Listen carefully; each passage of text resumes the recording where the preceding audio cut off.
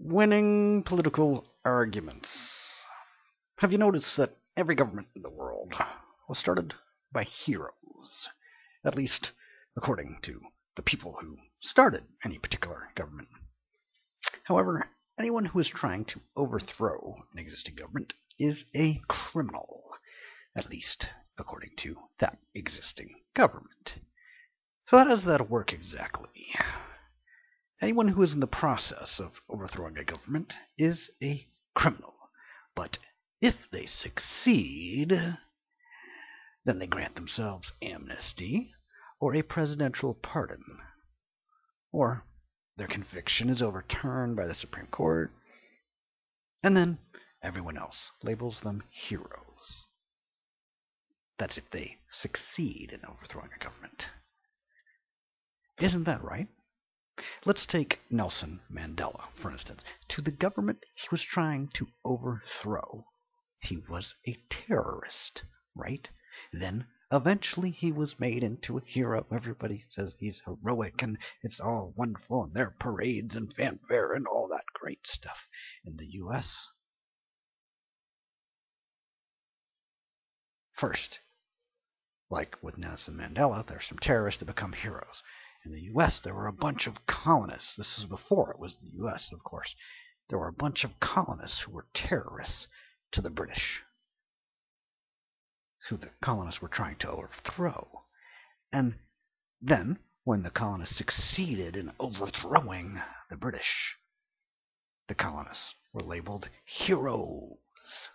Then, in the Civil War in the U.S., the Confederate soldiers were either heroic or criminal, depending on who you asked and when you asked them. If some Native Americans were fighting against the colonists in America, and the natives, obviously they were terrorists, well, at least to the colonists, right? The colonists are invading or taking over, colonizing North America. The people who are already there resist them. That means they're terrorists.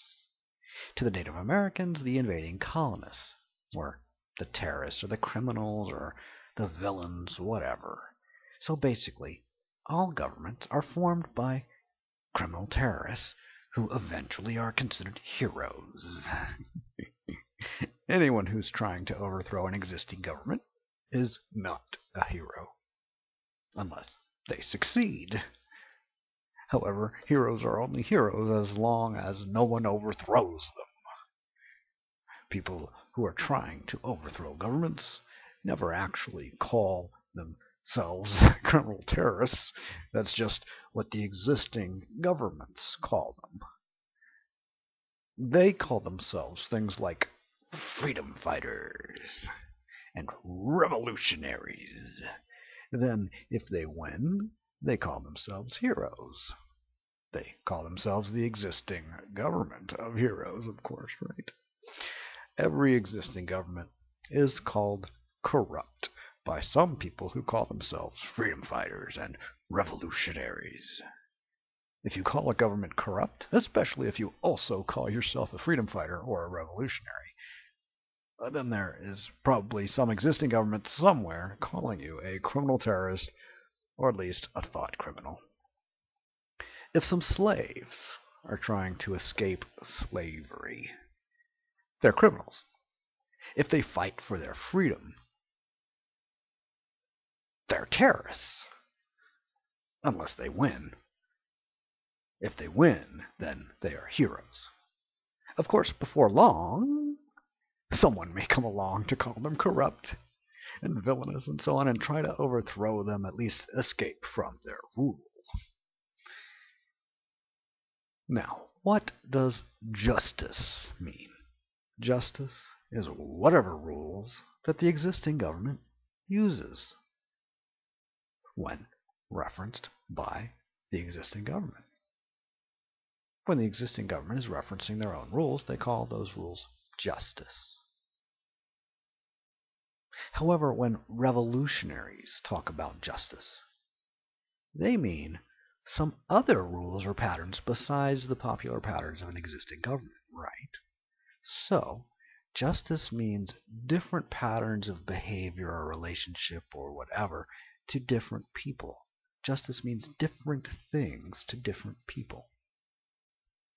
However, no matter who is using the word justice, justice is whatever pattern those people want to promote. Justice is whatever pattern the person speaking wants to promote.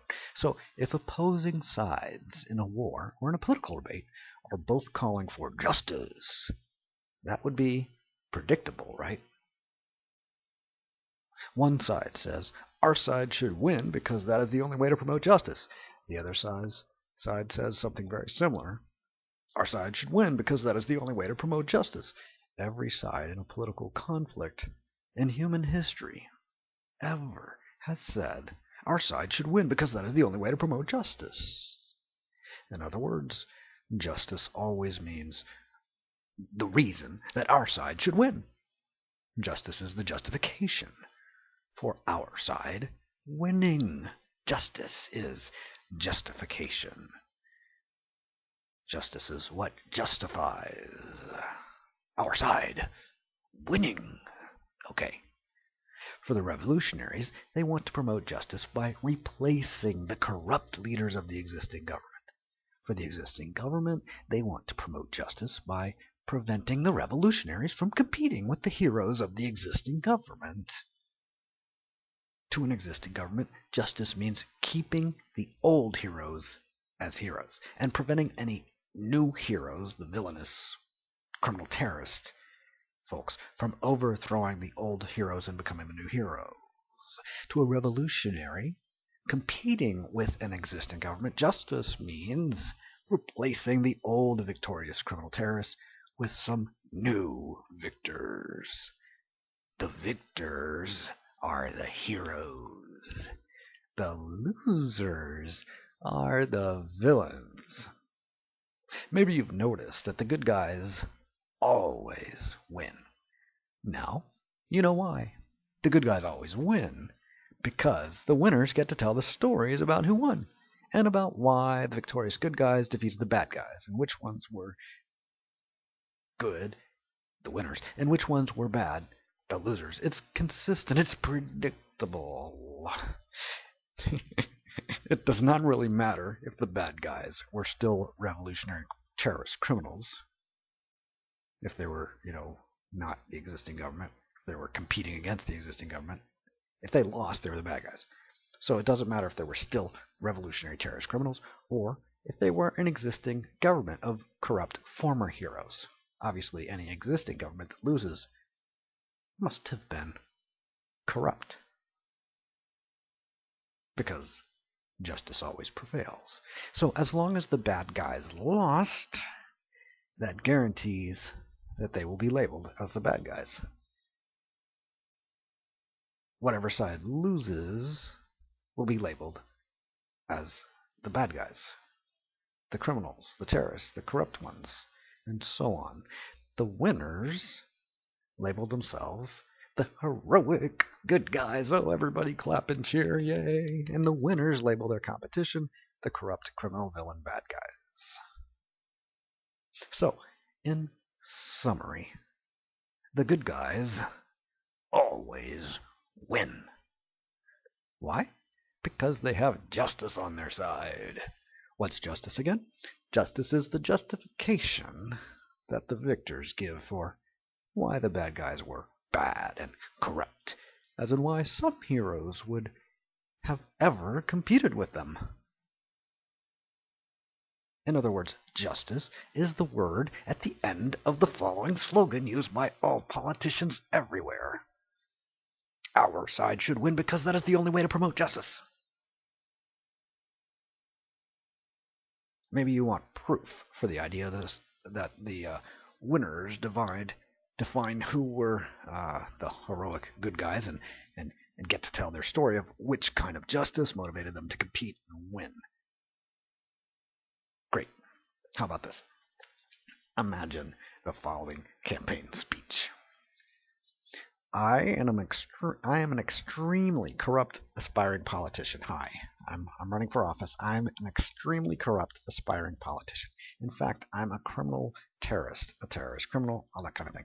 Why am I a criminal terrorist, aspiring to become a politician, even though I'm extremely corrupt, which is very unusual for politicians. Well, my justification is that the existing government is extremely heroic and good and doesn't need to be changed at all. Therefore, I seek to overthrow them in order to promote injustice. Now, did you notice that there was something unusual about the campaign speech right there? Right, you did, right?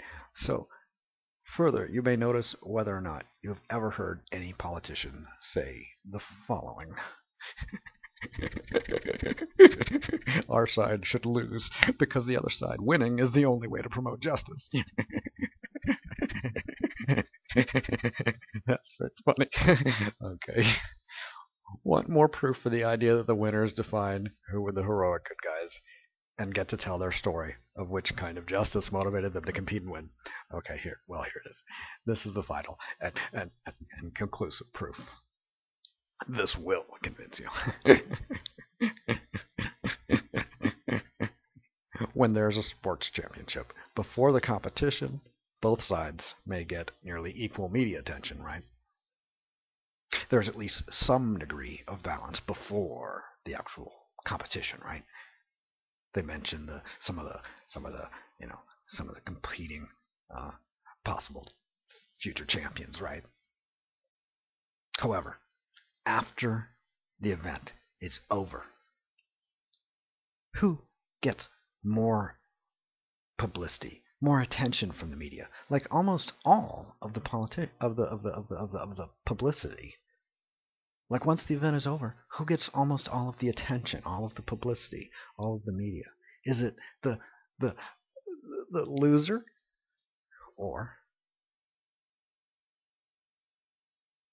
the winner?